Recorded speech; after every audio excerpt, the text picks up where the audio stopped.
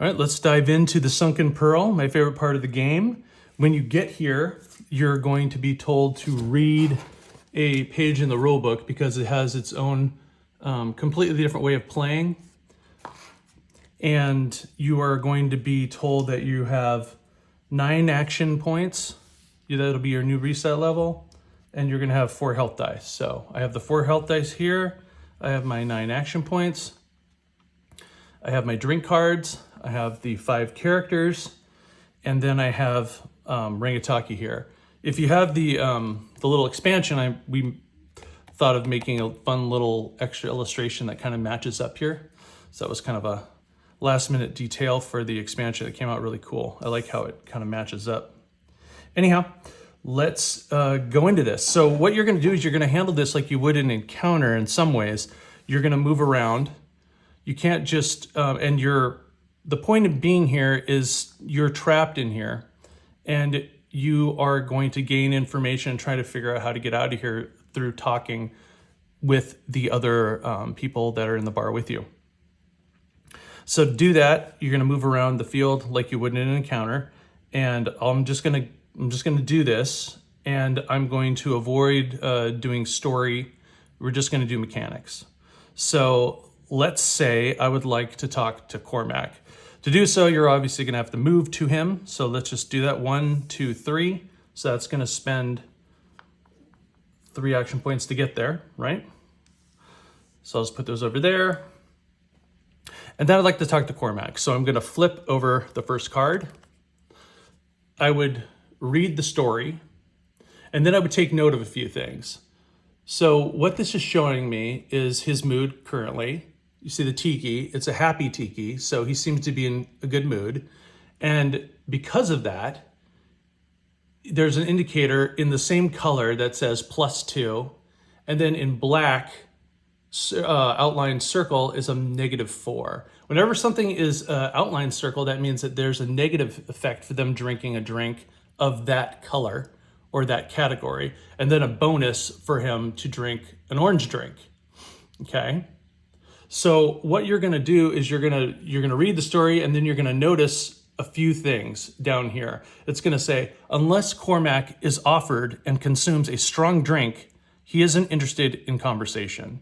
So there is conversation down here. There are questions you can ask him, but they have requirements. So the requirement to continue this conversation says Cormac has a strong drink, and it costs 2 persuasion points. Both of these questions cost 2 persuasion points, and he has to have a strong drink, okay? So what we're gonna do is we're gonna pull our 3 drink cards. Each turn, we get 3 drink cards. So these are our 3 drinks. So what we need to do is we need to first get him to have a strong drink, and we need to gain 2 persuasion points to continue the conversation. So we have 2 things that we need to do. Let's take the drink that we know that he benefits from, which is a drink that is gonna make him happy. The Pakea Punch is an orange. So this drink would benefit him more than, say, one of these blue drinks, which is a neutral drink, because he doesn't have any neutral modifications, no way to mitigate it. So, and if you had a black drink, he would have to, your roll would have to be much higher because it's a -4. So anyhow, we don't have any black drinks. We don't have to worry about that. This is our best bet. And it says, if you get a strong drink, you feel ill and you take 1 wound. Now, this is a give and take now. We're gonna take a wound if we get a strong drink here, okay? But we're not the one drinking the drink. He's gonna drink the drink.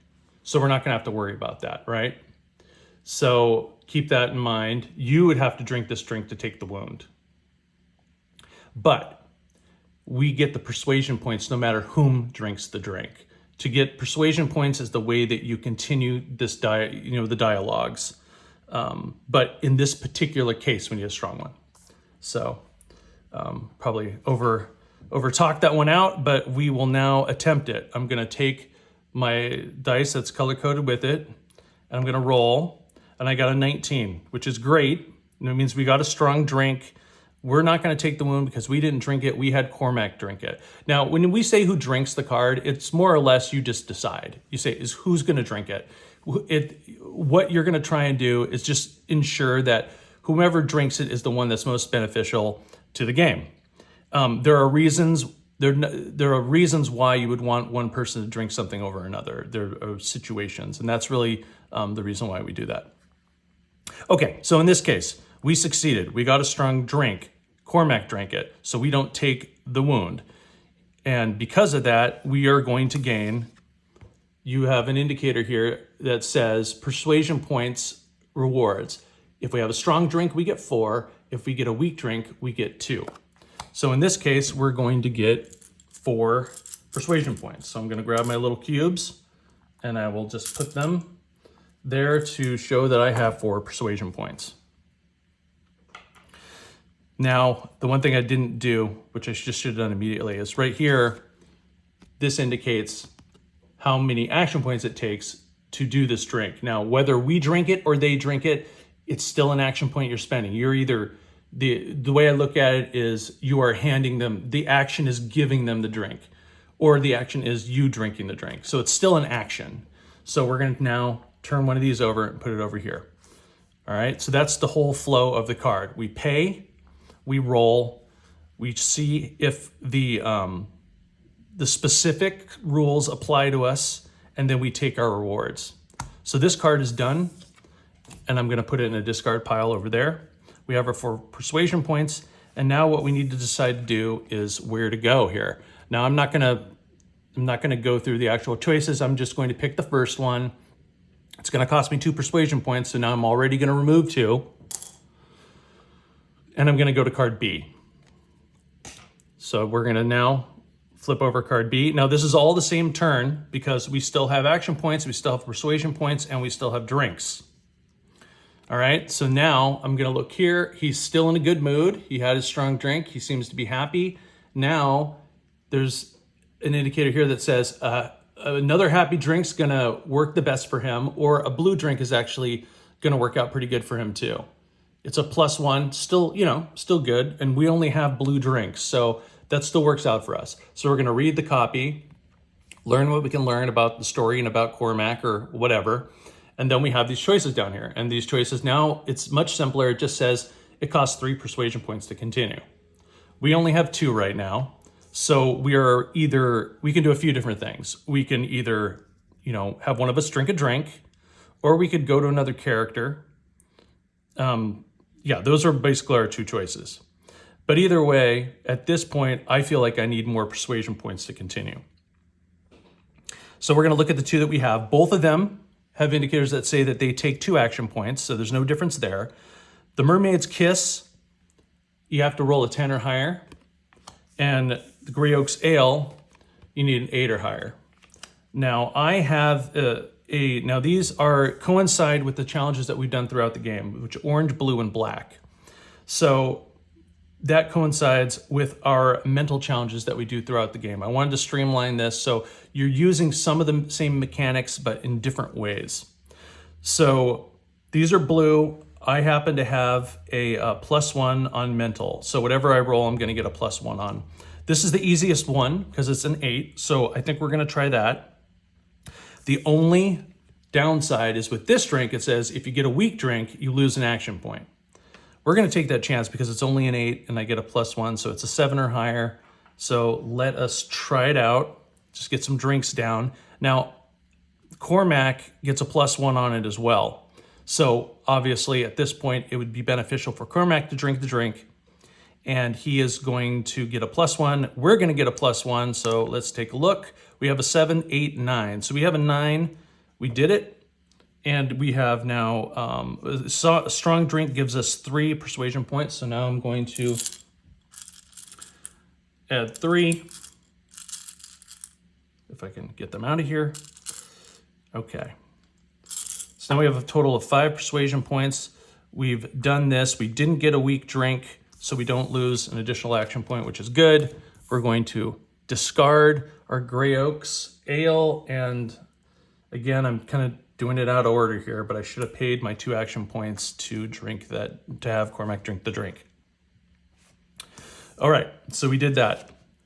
So now it looks like things are getting a little tight because we have 3 persuasion points needed to continue with this conversation, no matter which one we choose. I'm just going to pick the top one again. It's going to cost us 3, which is going to dump us down to 2 persuasion points and 3 action points. So things are getting, we're kind of running out on our first turn here.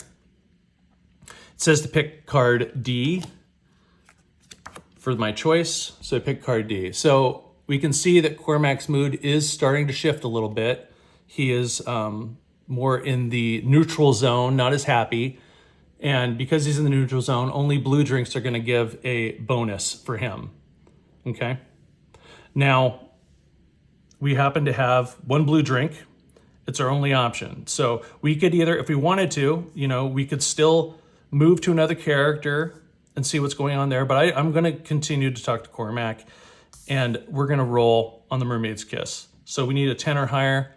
But for us, it's going to be a lot better because we get a +2 and a +1. 7, 8, yeah. So we need a 7, I believe. And we had a 16, easily done. So we get strong, so we get 4 persuasion points. So now we're back up. So this is working out well. We have 6 persuasion points, and we had to drink the Mermaid's Kiss with our action points of 2. So we now have 1 action point, 5 persuasion points. At this point, I'm going to just keep picking the top one here. It's 4 persuasion points to continue. So I'm going to spend 4. I'm left with 1 action point, 2 persuasion points. I am out of drinks. So what we're going to do is we're going to read the card that I am supposed to read, which was E. So I'm going to do this. It says, if Cormac has a weak drink at this time, lose 1 persuasion point. Okay, so we don't have any drinks right now, so that's not applicable to us. But here's a reason why you would want to have them drink or you drink. Now, right now, let's say I had only happy drinks, orange drinks, and I knew it couldn't benefit him to drink it. And I also knew that if he had a weak drink at this time, I'd lose a persuasion point. I might want to drink instead. See how that works? And then, and then another note, no matter what happens, your talent points are always applicable to whomever rolls. The way I look at it that way is you are influencing how the drink makes them feel. Your persuasion, your charisma, that's how we're kind of looking at this. It's not just what's physically in the drink, it's everything that's happening around. So if you're more charismatic, you're more physically there for that person, it all kind of enhances their mood and enhances what they do. So just the rationale behind it. These bonuses always work no matter where you are in the game. Okay, so at this point, we are stuck because we need 4 persuasion points to continue. We only have 2, and we only have 1 action point. At this time, our turn is more or less over unless we want to just move over 1 and start another conversation just to get it going. If there's not too much of a benefit there, especially if I want to talk to Cormac more, because I'm going to burn an action point and then I got to move over in front of him again to talk again. So, I mean, yes, I could look at another person's cards and just see what I have in store. But in my case, I would rather just save an action point and go on to my next turn. So that's what I'm going to do. I'm going to keep my 2 persuasion points. I'm going to reset all of my action points.